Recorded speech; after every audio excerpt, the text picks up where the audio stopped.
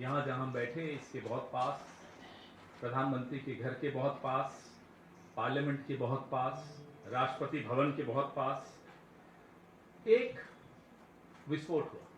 लाल किले के पास देश की राजधानी में विस्फोट हुआ और इस विस्फोट में अब तक 13 लोगों की जान जा चुकी।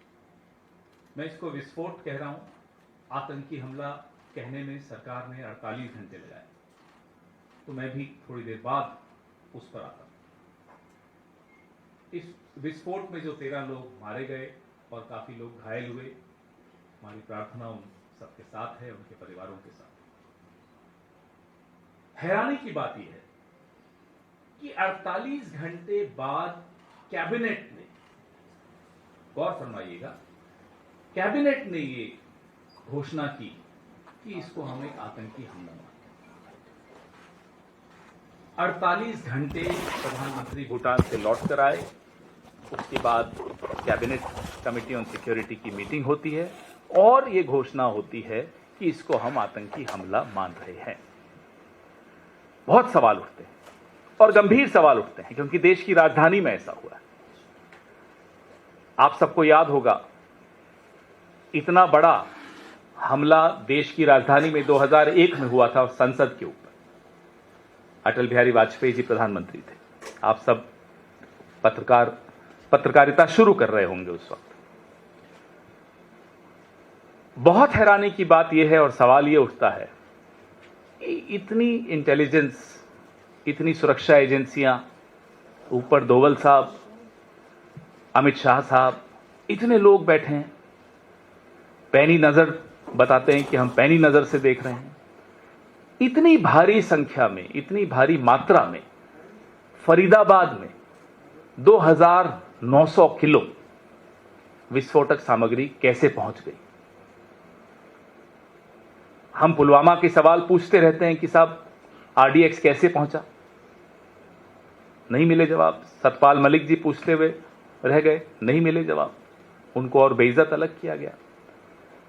2900 किलो विस्फोटक सामग्री दिल्ली के 20 किलोमीटर दूर पहुंच चुकी, कैसे पहुंची?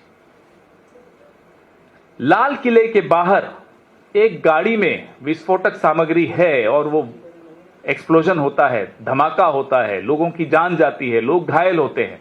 दिल्ली राजधानी के भीतर, प्रधानमंत्री के घर के पास, ये कैसे संभव हुआ? कौन जिम्मेदारी ले रहा है, कौन जवाबदेही ले रहा है? यह सवाल बहुत गंभीर है, देशवासियों के मन में यह सवाल है।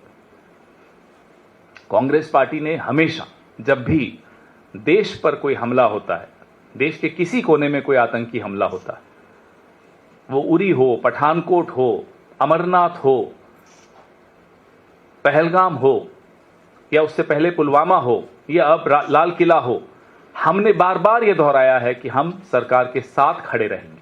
सरकार मजबूत कदम उठाए, हम उनके साथ हैं। प्रधानमंत्री पहलगाम के बाद, ऑपरेशन सिंदूर के बाद जो हुआ, उस पर मैं दोहराना नहीं चाहता, आप सबके सामने है। अब तो हम गिनती भी भूल गए, ट्रंप ने कितनी बार क्या क्या कहा कि उन्होंने जबरदस्ती सीज फायर कराया था। चलिए उस पर आज नहीं जाते। बिहार के चुनाव में प्रधानमंत्री ने कितनी बार हल्की टिप्पणियां की विपक्ष को लेकर, पहलगाम को लेकर, ऑपरेशन सिंदूर को लेकर, हम उसमें भी नहीं जाना चाहते। अपनी अपनी राजनीतिक चरित्र है, अपना अपना तरीका है राजनीति करने का, हमारा यह तरीका नहीं। हम सरकार के साथ खड़े हुए आपको हमेशा मिलेंगे जब भी कोई हमला होगा, लेकिन सरकार से सवाल पूछने का भी हमारा एक धर्म है जो हम निभाएंगे। यह विस्फोटक सामग्री कैसे पहुंची, यह विस्फोट कैसे हुआ, किस स्तर पे फेलियर हुआ, किसकी विफलता रही, कौन जवाबदेही लेगा, कौन जिम्मेदारी लेगा? हमें याद है 26/11 हुआ था, हमारी सरकार थी, गृह मंत्री ने इस्तीफा दिया था। इसलिए हम एक नैतिक ताकत से यह पूछ सकते हैं कि साहब आपके यहां जिम्मेदारी कौन ले रहा है, आपके यहां जवाबदेही किसकी हो रही? हम यह भी मांग करते हैं कि प्रधानमंत्री की अध्यक्षता में एक सर्वदलीय बैठक तुरंत बुलाई जाए। देश की राजधानी पर हमला हुआ है, प्रधानमंत्री की प्राथमिकताएं हो सकती हैं भूटान रही हों, अब तो वापस आ भी गए हैं। अब बिना विलंब के एक all party meeting under the chairmanship of the prime minister, ये रिपीट मैं इसलिए कर रहा हूं इंग्लिश में भी हिंदी में भी, ताकि उनको ये बात समझ में आए प्रधानमंत्री जी को, कि ऑल पार्टी मीटिंग बुलाना और घमंड इतना कि आप उसमें खुद ना आए, ये अच्छी बात नहीं है, क्योंकि देश की सुरक्षा से जुड़ा हुआ मामला है और गंभीर मामला है। इसलिए हमारी ये मांग है कि प्रधानमंत्री अपनी अध्यक्षता में एक सर्वदलीय बैठक बुलाए, ऑल पार्टी मीटिंग बुलाएं। हमने यह भी मांग की है कि जो संसद का सत्र होने वाला है उसको थोड़ा एडवांस कर दें, प्रीपोन कर दें, थोड़ा जल्दी इसको बुलाएं, क्योंकि ये एक गंभीर चुनौती है देश के सामने। हमें नहीं लगता, हमें मालूम नहीं कि सरकार इसको कितना गंभीरता से ले रही है। कोई इसके सबूत तो नहीं मिल रहे कि सरकार इसको बहुत गंभीरता से ले रही है। भूटान तो नहीं जाते प्रधानमंत्री अगर बहुत गंभीरता से ले रहे होते। ये हैरानी की बात है, ये बड़ा परेशान करने वाली बात है। हम सरकार के साथ खड़े हैं, बनिस्पत सरकार एक स्टैंड ले, सरकार खड़ी हुई दिखे, सरकार कुछ करती हुई दिखे। इसलिए हमारी ये मांग है कि आप ऑल पार्टी मीटिंग बुलाइए, आप संसद के सत्र को थोड़ा जल्दी कराइए, और ऑपरेशन सिंदूर के दौरान पहलगाम के बाद प्रधानमंत्री ने कहा था, सरकार ने कहा था कि एक न्यू नॉर्मल डॉक्ट्रिन है। वो डॉक्ट्रिन आपको याद होगा कि कोई भी आतंकी हमला उसको हम एक्ट ऑफ वॉर मानेंगे, युद्धात्मक कार्रवाई मानेंगे। हम ये जानना चाहते हैं सरकार से, अब इस आतंकी हमले को आप किस तरह से देख रहे हैं, क्योंकि जाहिर सी बात है ये आतंकी हमला हो, इसको बाहरी ताकतों द्वारा समर्थन भी मिल रहा है, ताकत भी मिल रही है, प्रेरणा भी मिल रही है। This act of terror draws its sustenance and support and inspiration from external forces. Therefore, we want to know from the Prime Minister the so-called new normal doctrine that was touted during Operation Sindoor and after Pahalgam by the Prime Minister, by the BJP government. Does it still stand? These are our questions. Your questions, please.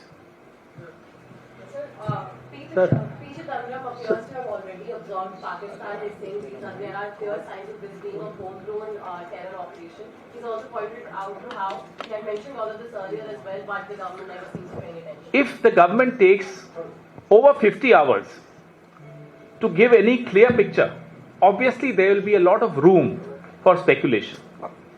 Obviously there will be a lot of theories floating around within the studios, television studios. Every day, every hour, we are watching new theories being floated by all of you.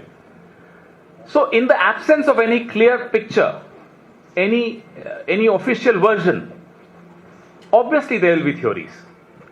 The government took 50 hours to conclude that this was a terror attack. There were speculations, there were theories being touted. Somebody said it was a CNG blast, somebody said it was something else. So, for any responsible government, you should not leave any room for any speculation from any quarter. That's how a responsible government acts. पवन जी ये जो जांच पड़ताल चल रही है, पवन जी इधर, ये जो जांच पड़ताल चल रही है, अभी तक जिस तरीके से जांच आगे बढ़ी है, नए नए खुलासे हो रहे हैं, एनआईए की जांच चल रही है और एक पारदर्शी तरीके से जांच हो रही है, एक पेशेवर तरीके से जांच हो रही है। कल जो बयान आया, जीरो टॉलरेंस आतंकवादी के खिलाफ सरकार की रहेगी, सरकार ने साफ किया ये एक जघन्य आतंकवादी हमला, ये भी माना है। तो तस्वीर तो साफ हो रही है, लेकिन जांच पूरी होने तक क्या ये इंतजार करना चाहिए कि कौन दोषी है कौन नहीं, इसमें स्लीपर सेल है या फिर सीमा पार आतंकवाद से इसका लिंक जुड़ा है, पाकिस्तान से इसका? आप जो सलाह दे रहे हैं सही दे रहे हैं, गलत व्यक्ति को दे रहे हैं। ये सलाह आपको टीवी चैनल्स को देनी चाहिए, ये सलाह आपको बीजेपी के जो सोशल मीडिया हैंडल्स हैं उनको देनी चाहिए, ये सलाह आपको तमाम राइट विंग इन्फ्लुएंसर्स को देनी चाहिए। Don't jump to conclusions. और कंक्लूजन्स पे जंप दो हालातों में लोग करते हैं। एक, जब कोई स्पष्ट पिक्चर सामने नहीं रखी जाती, सरकारी वर्जन सामने नहीं आता, तो जाहिर सी बात है अलग अलग थ्योरीज आती हैं। दूसरा, जानबूझकर किया जाता है, जो कि राइट विंग इन्फ्लुएंसर्स आपके कर रहे हैं, लगातार वैमनस्य पैदा करने का पूरा प्रयास हो रहा है। आपकी बात बिल्कुल सही है, लेकिन ये पास ही में है बीजेपी का हेडक्वार्टर, वहां जाकर कहिए। Sir come. Sir, you talked about fixing accountability. So, are you directly asking for the Home Minister's resignation? Who is responsible for internal security? To the best of my knowledge, it is the Home Minister. Of course, he was busy campaigning in Bihar. We understand that. We understand his priorities. Like his boss's priorities are Bhutan more than Delhi. We understand that he was busy covering CCTV cameras of hotels where he was staying to do some strange meetings. But the responsibility of internal security lies solely with the Home Minister of India. I mean, I remind you again of 26/11. The Home Minister of India resigned. Sir जो घटना हुई है इस घटना में एक चीज जो सामने आई है कि सारे मेडिकल डॉक्टर उसको कैसे देखते हैं आप? भाई जब तक सामने आधिकारिक रूप से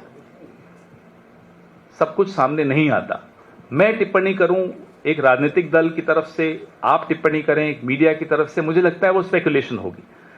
आधिकारिक रूप से जो सामने आएगा, आपने देखा हमने भी प्रेस वार्ता करने में 2 दिन लगाए, क्योंकि आधिकारिक रूप में ये कहा ही नहीं जा रहा था कि ये टेरर अटैक है। कल रात को कहा टेरर अटैक है, तो आज हम आपके सामने आए हैं। तो एक जिम्मेदार राजनीतिक दल और एक जिम्मेदार नागरिक होने की हम किसी भी थ्योरी पर नहीं टिप्पणी करेंगे, किसी अनुमान पर टिप्पणी नहीं करेंगे। आधिकारिक रूप से जो आएगा उस पर टिप्पणी करेंगे। पवन खेरा sir, Urvashi Khona this side from Zee Media. Sir, आपने पी चिदम्बरम पे बात की, उनके स्टेटमेंट पे उनका ट्वीट ये भी कहता है कि किस तरह से एजुकेटेड जो लोग थे, इंडियन सिटीजन्स थे, और वो किस तरह से टेररिस्ट टर्न आउट हुए।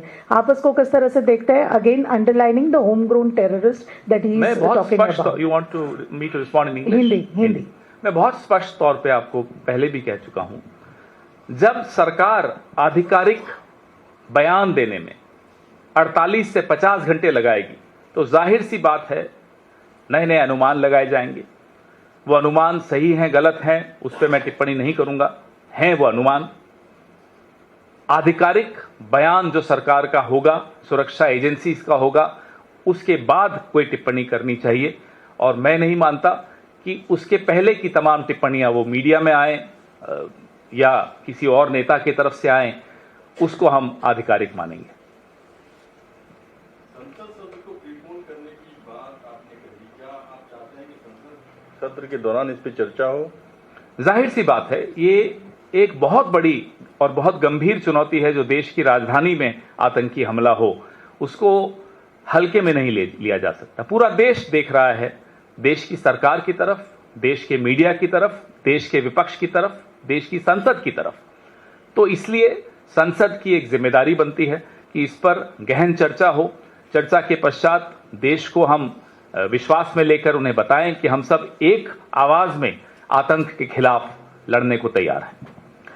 सर, आपने अभी संसद के सत्र को पहले बुलाने की मांग भी रखी है और सर्वदलीय बैठक बुलाने की मांग भी की है। ऑपरेशन सिंदूर के बाद भी आप लोगों ने जो है इस तरह की मांग की थी और आप लोगों ने इस मुद्दे को पार्लियामेंट में उठाया भी था। तो क्या आने वाले टाइम में जो पार्लियामेंट का सेशन होगा, कांग्रेस पार्टी ये मांग करती है कि जिस तरह से ये आतंकी हमला दिल्ली में हुआ है, इस पे चर्चा सरकार करवाए पार्लियामेंट के अंदर? आप डिमांड मांग इसीलिए हम कह रहे हैं कि संसद के सत्र को एडवांस किया जाए, प्रीपोन किया जाए, ताकि इस पर चर्चा हो सके। गंभीर मुद्दा है। ऑपरेशन सिंदूर, पहलगाम हमले के बाद जो हमने मांग की थी, उसी रात को ही मांग की थी। मांग भी गलत शब्द है, आग्रह किया था, निवेदन किया था सरकार से कि सर्वदलीय बैठक बुलाइए। सरकार ने वो हमारी बात मानी, लेकिन प्रधानमंत्री ने नहीं मानी, प्रधानमंत्री उसमें नहीं आए। उसके बाद ऑपरेशन सिंदूर के दौरान भी एक सर्वदलीय बैठक हुई, उसमें भी प्रधानमंत्री नहीं आए। इसलिए हम ये मांग कर रहे हैं कि प्रधानमंत्री की अध्यक्षता में एक सर्वदलीय बैठक होनी आवश्यक है। पवन जी, मेरा सवाल है सर, पाकिस्तान में भी एक सुसाइड बॉम्बिंग हुई, उसने सीधे तौर पे भारत के ऊपर जो है आरोप लगाया वहां के प्रधानमंत्री ने। तो सीधे तौर पे पाकिस्तान तो हमें इंटरनेशनल लेवल पे सीधे तौर पे एक आरोपी बनाने की कोशिश कर रहा है, पिक्चर हमारी कर रहा है। तो हमको भी यहाँ पे तो साफ पता लग रहा है, कई एजेंसीज की तरफ से ये भी आया कि जैश ए मोहम्मद इसके पीछे हो सकती है। तो हमें भी पाकिस्तान को क्या कटघरे में सरकार को खड़ा करना चाहिए कि वो पाकिस्तान सोर्स बेस्ड इंफॉर्मेशन पे तो नहीं जाऊंगा। रही बात पाकिस्तान ने भारत के लिए क्या कहा, भारत का की जो विदेश नीति है, भारत की जो रक्षा नीति है, पूरा विश्व जानता है उसको। सरकारें कोई भी हों, भारत इस तरह की गतिविधियों में कभी संलिप्त नहीं होता। इसलिए पाकिस्तान जो कह रहा है उसको छोड़ दीजिए। रही बात जो आपका दूसरा बिंदु है, पूरी जांच होने दीजिए। अब मैं सोर्स बेस्ड इंफॉर्मेशन है कि किसने किया नहीं किया, फिर मैं स्पेकुलेशन करूं, फिर हमारे कोई और लीडर आए और वो कुछ ट्वीट करें, उससे लाभ नहीं होगा। इंतजार करना उचित है, लेकिन सरकार को चाहिए कि सब दलों को विश्वास मिले, फिर संसद को विश्वास मिले, ताकि इस तरह के अनुमान लगाने बंद हों। सर, ये अभी तक का ऐसा एपिसोड आया है धमाके को लेके पूछना चाह रहा हूँ। सबसे ज्यादा जो इन्फॉर्मेशन होम मिनिस्ट्री से आ रही है वो सोर्सेज बेस पे आ रही है। मतलब टेक्निकली जो गवर्नमेंट को स्टैंड लेना चाहिए वो नहीं आ रहा है, सोर्सेज से निकलकर बहुत सारी चीजें आ रही हैं। बहुत अफसोस की बात आप इसको कैसे लेते? बहुत अफसोस की बात है, जो दिन भर सिर्फ बोलने का काम करते हैं, वो अमित शाह हो, नरेंद्र मोदी हो, जब भी देश पर संकट आता है चुप हो जाते हैं। फिर सोर्सेज से क्या लीक करना और क्यों लीक करना, नियत क्या है इसके पीछे, राजनीतिकरण क्यों किया जा रहा है, आपका एजेंडा क्या है कि सोर्स बेस्ड इंफॉर्मेशन आप दे रहे हैं, आधिकारिक रूप से दीजिए, जिम्मेदारी लेकर दीजिए। आप सरकार में हैं, 11 साल से सरकार में हैं, ऐसा नहीं कि आपको अब तक इतना अनुभव नहीं है सरकार चलाने का कि जब संकट की घड़ी हो तब इस तरह की अफवाहें उड़ना देना या उड़ाना दोनों ही अपराध है, दोनों ही गलत है, दोनों ही देश विरोधी माना जाएगा।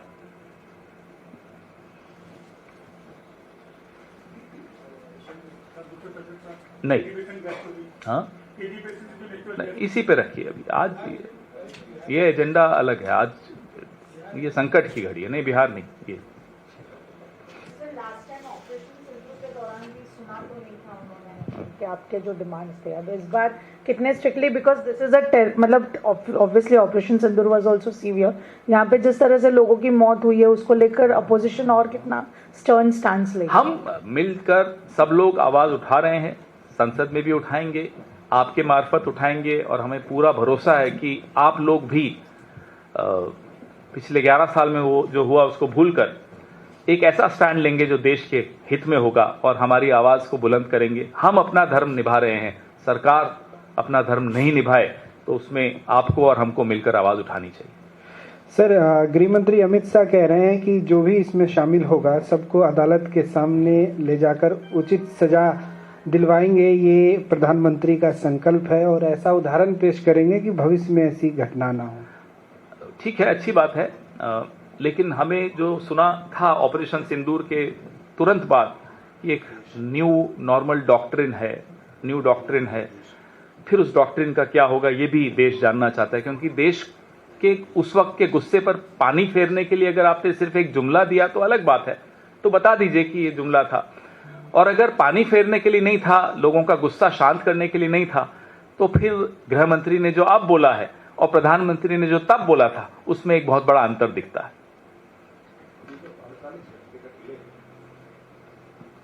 ये जो 48 घंटे का डिले है सरकार का ये मानने में कि टेरर एक्ट है, ये डिले का कोई कारण आपको लग रहा है खास? नहीं समझ में आ रहा। कभी किसी सरकार ने ऐसा नहीं किया। मुझे अच्छी तरह याद है 26/11 के बाद डॉक्टर मनमोहन सिंह ने राष्ट्र के नाम संबोधन किया था, प्रेस को संबोधित किया था, तुरंत आधिकारिक रूप से संवाद हम लोगों ने, हमारी सरकार ने मीडिया के मार्फत देश से शुरू किया था ताकि कोई अफवाहें न फैल सके। अफवाहें फैलाने की कोशिश तब भी लोगों ने की थी, कुछ तत्वों ने, अब उनका नाम लेना ठीक नहीं है, उनमें से कुछ अब सरकार में है, लेकिन हमने कोशिश यही की कि अफवाहें न फैलें, लोग अनुमान न लगाएं, स्पेकुलेशन न चले। इसलिए किसी भी जिम्मेदार सरकार को एक एंगेजमेंट तुरंत शुरू करनी चाहिए देश के साथ। 48 घंटे में वो एंगेजमेंट नहीं हुई। अभी हमारे साथी ने सवाल पूछा, संजय जी ने, कि सोर्स बेस्ड इंफॉर्मेशन आ रही है। ये सोर्स बेस्ड इंफॉर्मेशन का एजेंडा कभी सीधा नहीं हो सकता, का एजेंडा कभी देश के हित में नहीं हो सकता। अब ये तो मुझे नहीं मालूम, आपने जो सवाल पूछा ये मेरे दिमाग में भी अभी अभी ये बात आई है जो आपने, आपकी वजह से, कि क्या कोई इंटरनेशनल कारण है, क्या कोई अनुमति लेनी है किसी से, क्योंकि जिस तरह से ऑपरेशन सिंदूर में डोनाल्ड ट्रंप ने हमें बताया कि सीज फायर हो गया है, तो मुझे नहीं मालूम कि क्या प्रधानमंत्री को अब ये बोलने के लिए भी अनुमति चाहिए विदेश की कि ये टेरर अटैक है, मुझे नहीं मालूम, लेकिन सवाल आपका बहुत वाजिब है।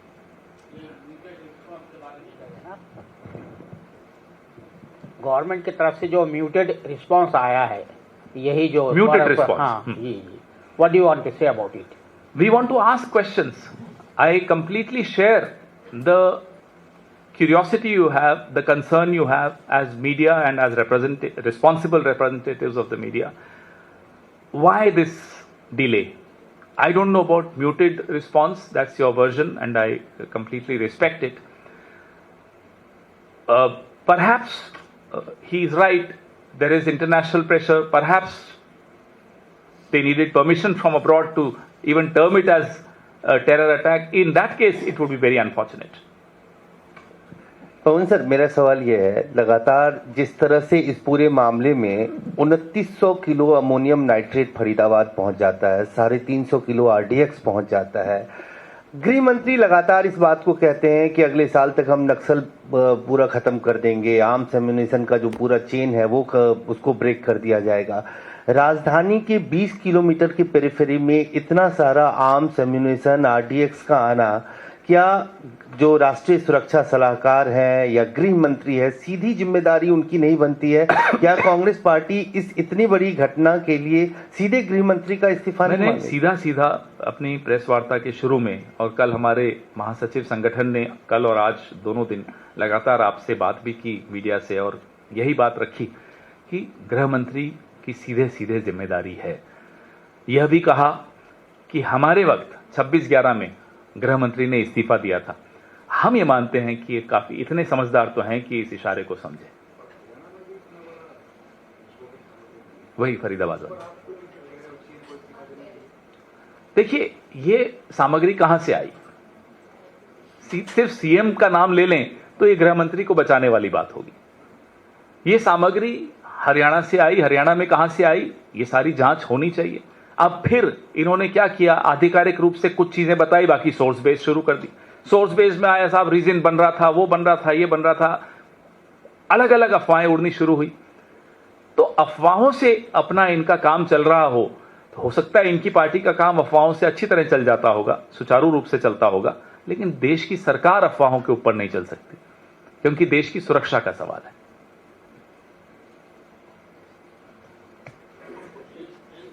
नहीं, आज इसी पर नहीं, कल करेंगे बिहार पे, आज नहीं। एग्जिट पोल पे हम कभी ना बोलते हैं, ना सुनते हैं एग्जिट पोल को, ना देखते हैं एग्जिट पोल को। फिगर दिया था, होम मिनिस्टर गिवन 160 फिगर। बोलने दीजिए, होम मिनिस्टर की यही तो प्राथमिकताएं हैं, यही प्राथमिकताएं हैं। पूरे वक्त बिहार में थे, यहां ये हालत हो रही है कि विस्फोटक यहां 20 किलोमीटर दूर तक आ गया। आप करिए प्रचार, फिर किसी और को गृह मंत्री बनाइए जो प्रचार नहीं करता हो। धन्यवाद।